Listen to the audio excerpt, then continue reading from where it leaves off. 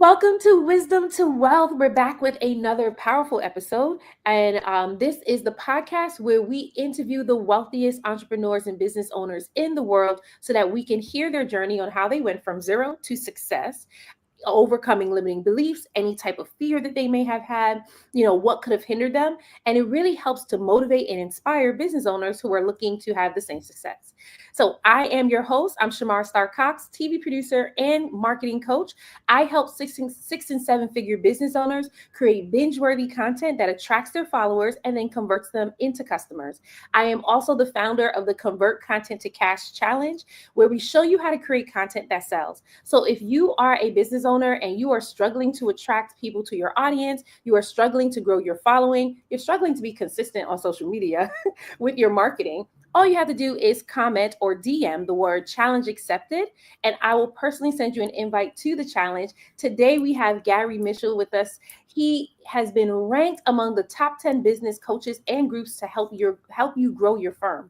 Over 30 years of business experience, including marketing and political strategy, Gary helps legal professionals grow their firm into a successful and sought after business. At one point in his life, and I'm looking forward to him sharing this story, he ran for parliament, but after his loss, it completely altered his career/business. And so, welcome, Gary. We are looking forward to having this conversation with you. So good to be here with you, Shamara. Thank you so much. Okay, let's just jump right in.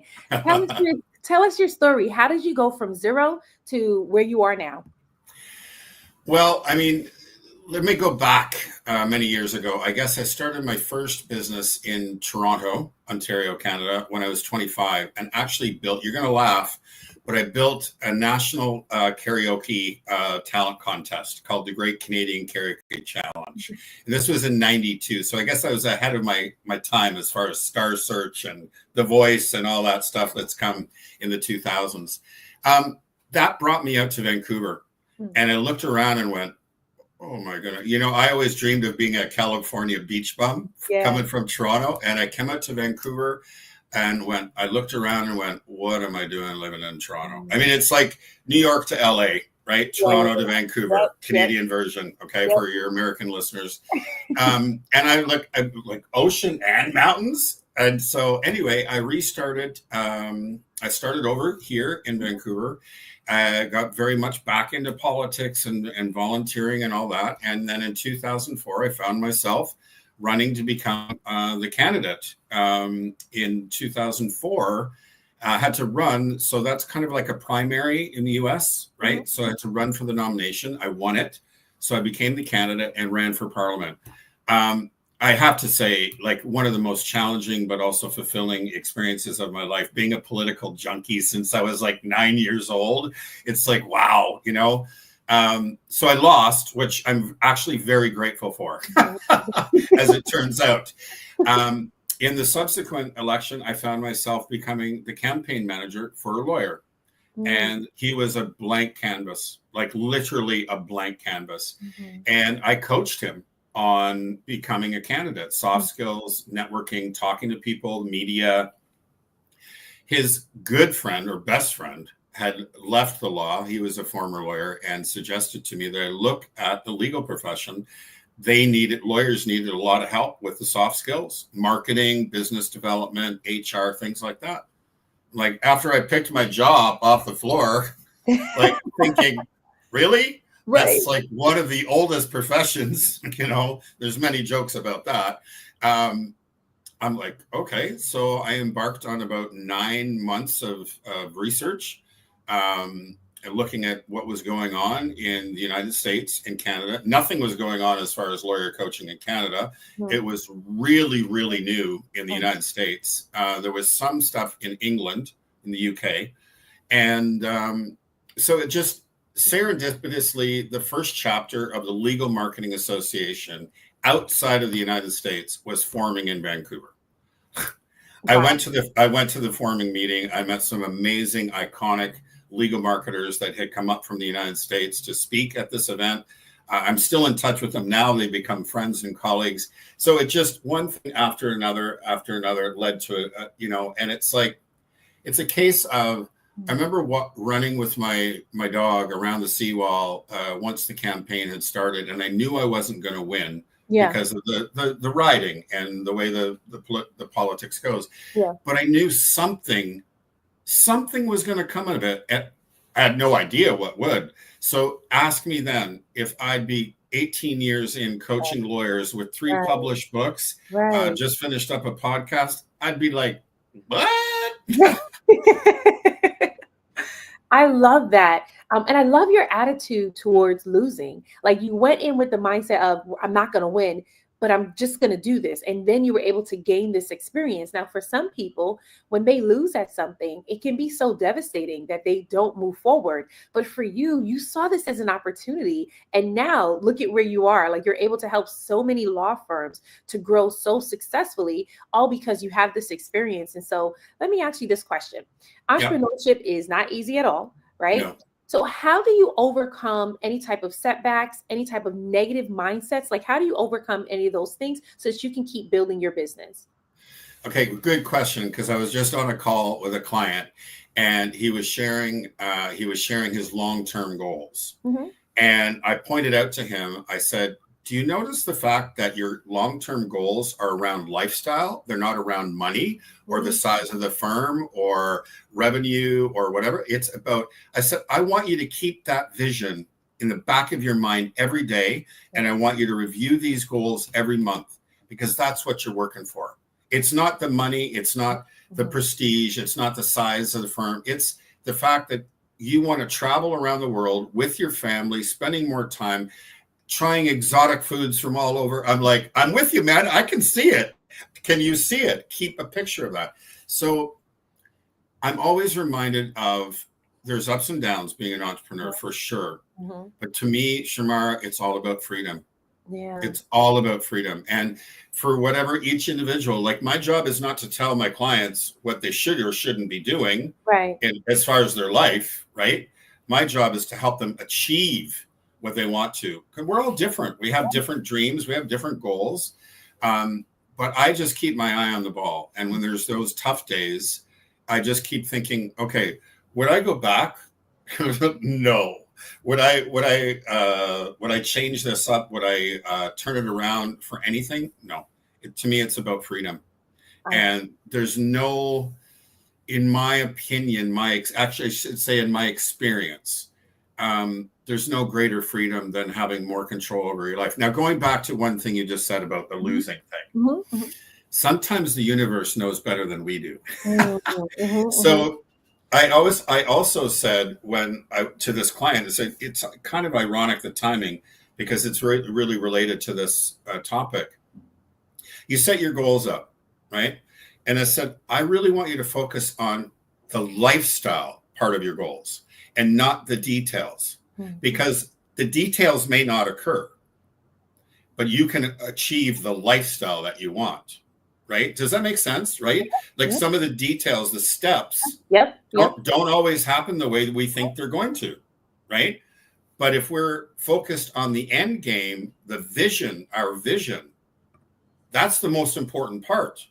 How we get there may change. We may go down one road and then all of a sudden there's a curve, and where we thought we were going to go, we're now going in a different direction, but it's a good thing, right? So it's always about being nimble and alert and aware of the signs around you, right? Have a plan for sure. I'm broken record. Have a plan, but be prepared that plan is going to take you sideways sometimes. I really love that you're talking about this right now, because oftentimes, and let me just talk about myself. I was going to talk about business owners. Yeah. Oftentimes, we have the plan, right? We have the goals, and then we have the way that we want it to go. Right. And there has to be a part where we just surrender and just let it happen. Absolutely. Let it go. Yep. You've heard the expression, let go and let God. Yeah, right? Exactly. Absolutely. Who are we? Yeah. We think we can control everything. Right. I was like, you like my sense of humor, so I'll give you something else. Can you see the space between my fingers? Not really. That's how much control we actually have in our lives. Exactly. And I feel like this year I really had to let go of control, just like surrender. I had it in my mind how the year was going to go. I'm like, this is what we're going to do. I had the strategies, implemented all the strategies. None of them went the way I wanted it to go. And I was just like, what is going on? But the more that I talk to business owners, I realized, oh, that's just business. That's Yeah. just what happens. That's life. That's life. Exactly. Yeah. That's life. Yeah. I Yeah. talk to so many business owners and clients too, where this particular year has been really heavy and like literally trying to take us out where we are burnt out, exhausted. Life just keeps lifing. But you have to be able to I manage like to that. I continue like on that, by the way. a Life life. keeps It lifing. does. It does. Yeah. It doesn't stop, right? But we have to manage in a way that we can keep building our businesses without allowing life to completely consume us, Yeah. because it's Yeah. never going to stop. There's always going to be some type of challenge. There's always going to be some type of setback or some type of loss. But it's really being able to, like you said, not focus on the details. Like have our long term goals, but be able Yeah. to surrender. So I really love Yeah. that you shared that. Be flexible and nimble, because you know what, like I said, sometimes the universe knows better than we do. Mm-hmm. And that the universe will present, and like that opportunity that presented to me. Yeah. Like Yeah. I would never in a million years, Shamara, never in a million years, right? Take me back to high school, I would have laughed at you, right? Like seriously, I would have been like, that's not me, that's someone else's life, Yeah. right? I don't know. There's some magic in it. There's some magic in surrendering and letting go and letting other things come to play that you would never have thought. Yeah, I think there will be less stress when we just allow life to do what it's doing. I like that you said there's some magic involved when you just let go, right? And I think a lot of times it's hard to let go because of the fear of what's going to happen, right? It's always about fear. So It's always about fear. always. So let me ask you this. How do you help your clients to overcome any type of fear when it comes to scaling their business or even moving to the next level in their business? It's a really good question, because I don't know how many of your listeners know lawyers well. Lawyers are a very, very specific breed. And we want them to be that way, quite frankly. Okay.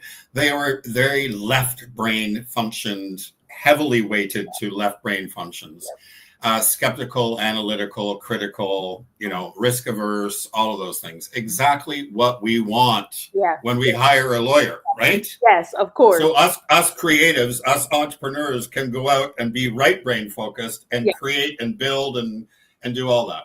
So the first thing is I help them understand and accept, and this is the way they think. Mm-hmm. This is the way they've been programmed. Mm-hmm. This is their personality trait. Everything in law school, everything they've been taught throughout their career is all left brain. It's like they've had Olympic training for their left brain, and their right brain has been on the couch binging Netflix.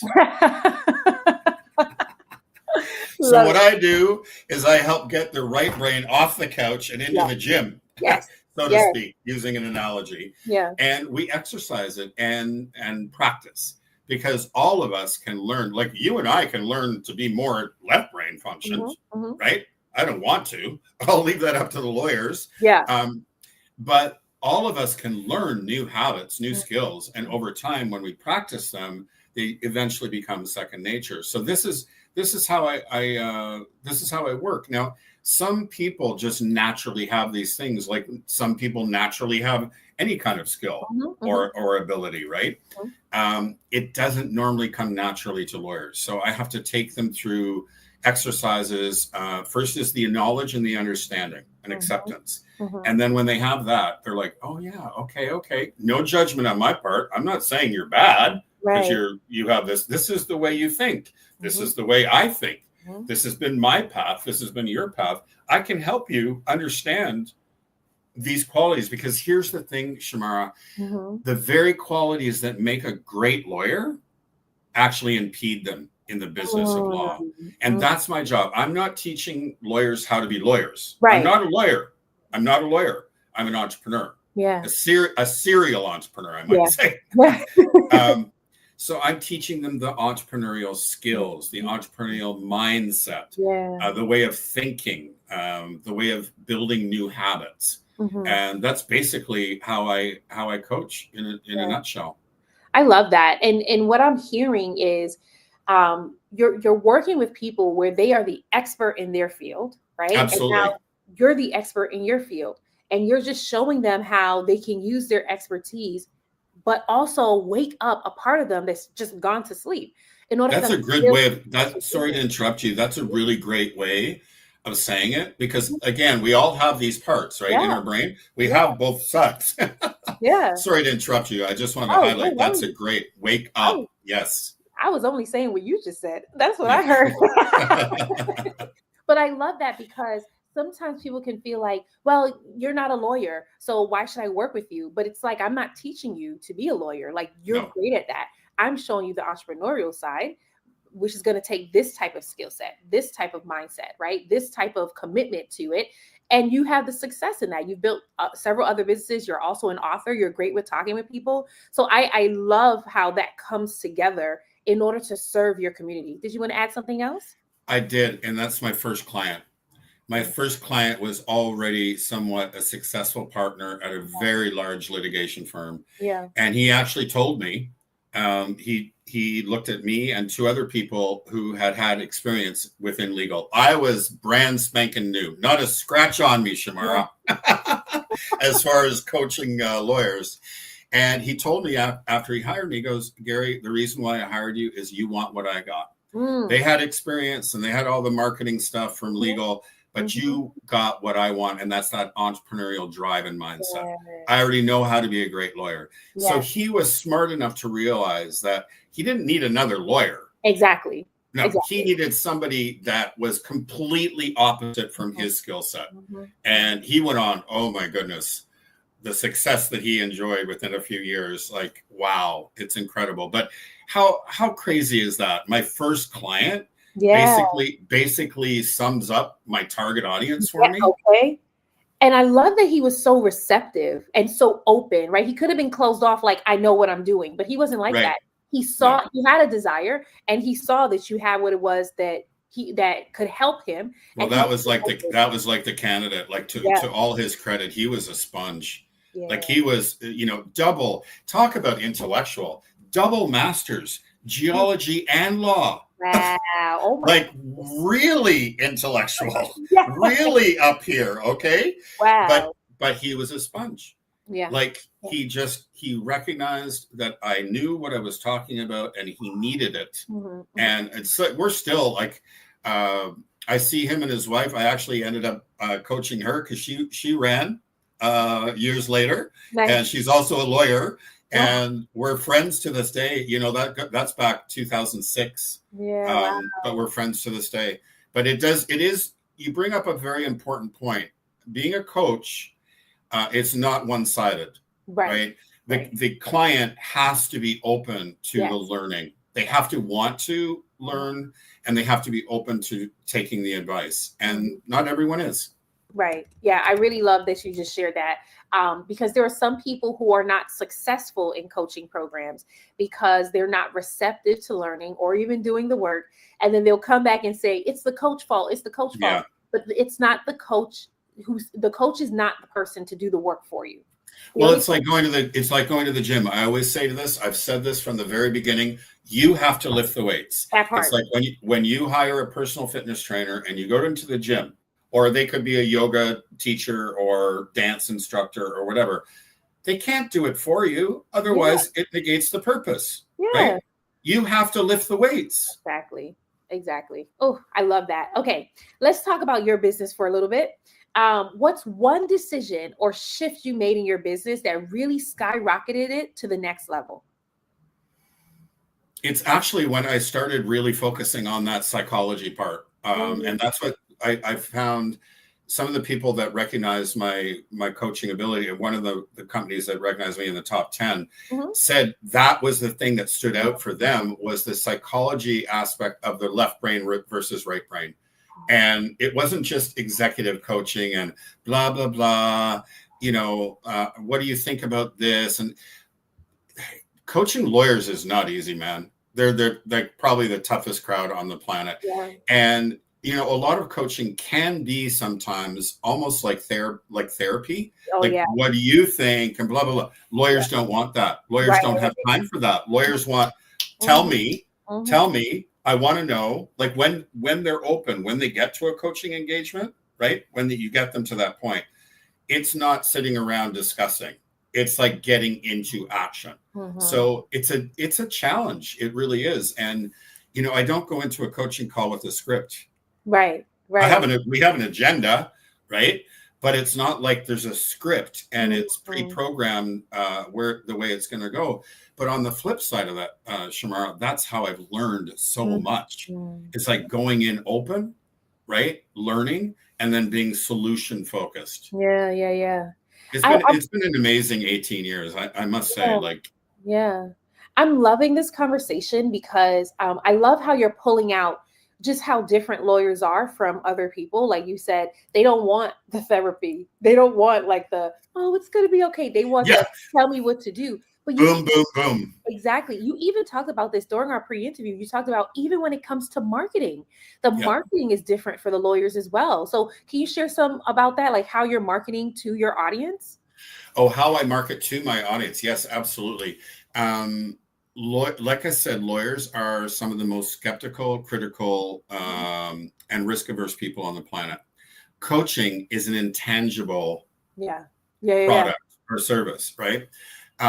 If you're selling them a Rolls Royce, if you're selling them a Rolex, if you're selling them a 5-star vacation hotel, getaway, that's one thing. But when you're selling them coaching, you're not selling them ever.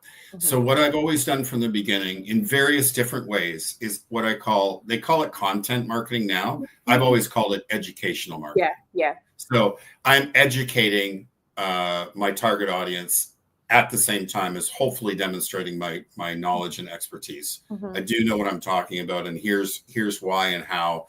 So over the years, that's been the books, 3 books published, hundreds of articles, I don't know how many, speaking at events, podcasting. I'm considering a 4th book, but I'm only going to do it if I get a go ahead for an audio version, because nobody has time to pick up a physical book these days, especially younger lawyers. They're like, but they'll listen to it at the gym, on the way to work, in the car. But whatever the tool, that's been my approach. And that's what works. Trying to sell, trying to convince. No, it doesn't work. And that's okay, because I don't want to be the used car salesman anyway. Yeah.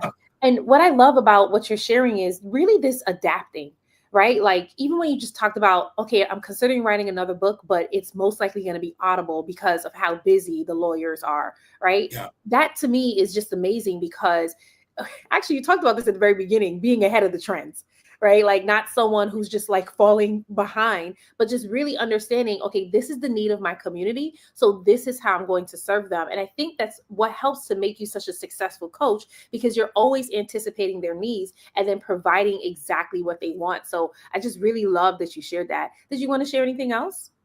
I've been trying because I was one of the first. I was a pioneer lawyer coach. There's no question. And I'm proud to say that after all these years. But here's the thing: you can never stop innovating. You can never stop thinking about how do I get. I mean, I look at the BlackBerry story, right, versus Apple. One of my favorite books is called The Blue Ocean Strategy. In my top 5 business books to read, it's about getting so far out in front of your competition. It's hard for them to catch up. That book was written probably 20 years ago, before all the technological advances. It's not as hard to catch up to your competition as it used to be. So it's even more challenging to stay out. But the bottom line is, I'm always trying to reach my audience where they are in the attempt to help them, right? And I just, I got off a conversation with a young lawyer, and she actually was demonstrating some of the tips from my last book, which was called Growing a Law Practice During COVID-19. And that was published in 21. And she said, oh my God, Gary, I've just found it invaluable. And it was like, Shamara, it was bittersweet.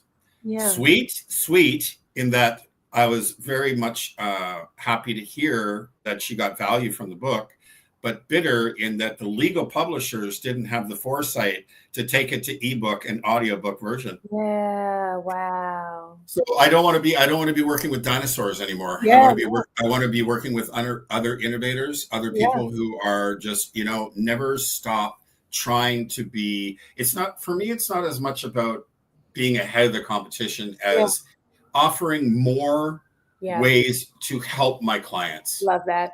I love that. And I feel like that's what's going to help keep putting you above the curve because you're focused on the service piece. And I just think that that's so important. So, speaking of service, for those who are interested in working with you, inspired by your story, how can they get access to you? Well, first of all, I do offer a 30-minute coaching session, so that you can take the coaching for a test drive, so to speak. I can be reached at Gary at ontrackcoach.com. The website is ontrackcoach.com. There is no K in on track. First, we try to get you on track, and then we keep you on track and get you, ahead of the curve.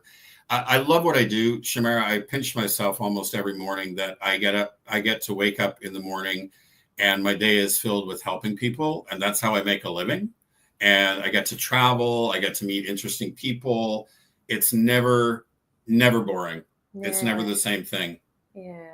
Oh, I love it. I love it. And I just really love how you started off running for parliament and now look at where you are. And that was 20 years ago when you ran from parliament and lost. It was 20 and a half, almost 20 and a half. Yeah. 20 years ago, June was the actual election.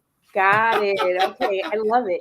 But I love your fearlessness to just go ahead, step outside your comfort zone, and then look how many doors has opened for you since then. And so to a lot of the entrepreneurs and business owners who are listening now, I hope that Gary's story really inspires you. Nothing really comes from staying in your comfort zone. Do something that helps you to step outside of it so that you can see the success that you want. So Gary, did you want to share any final wisdom with our audience?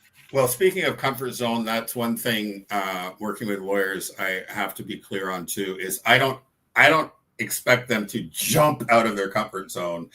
I help move the goalposts slowly so we expand the comfort zone. Yes, I love because that expand. We are human beings. We do not go from here to here overnight, right? And that would be that's setting up expectations for failure. Yeah.